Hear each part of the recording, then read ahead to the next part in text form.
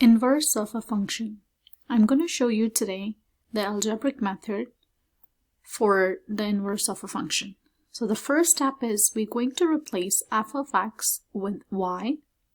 The second step is we're going to interchange the x and y variables. The third step is isolate for y. The fourth step is we're going to replace y with f inverse of x. So let's just follow the first step. We're going to replace f of x with y. So I will just write y and everything else is same.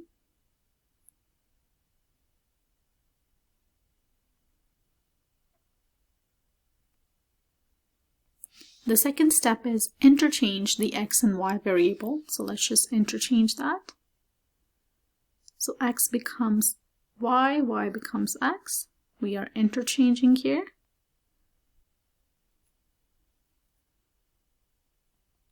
And everything else remains the same.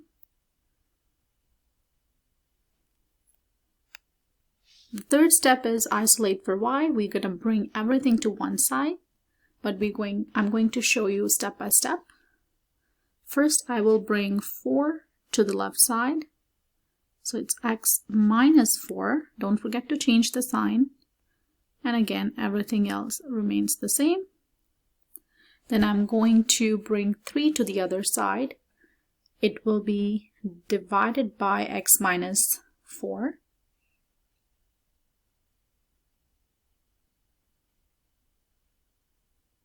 Everything else remains the same.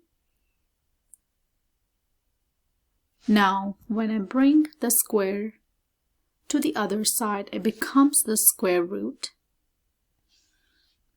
And if we have to write the square root, we have to put plus and minus in front of it. X minus 4 over 3 is equal to y minus 2. Now I have to bring 2 to the left side. So when I bring 2 to the left side, it becomes positive 2 because there is a negative sign in front of 2 to the right side. And it's x minus 4 over 3 is equal to y.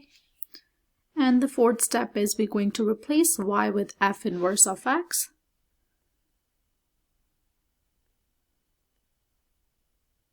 X minus 4 over 3 is equal to f inverse of x.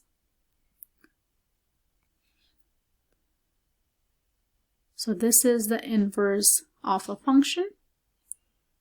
If you have any questions, comments, concern, feel free to comment under this video. And don't forget to subscribe and like my other videos. Thank you.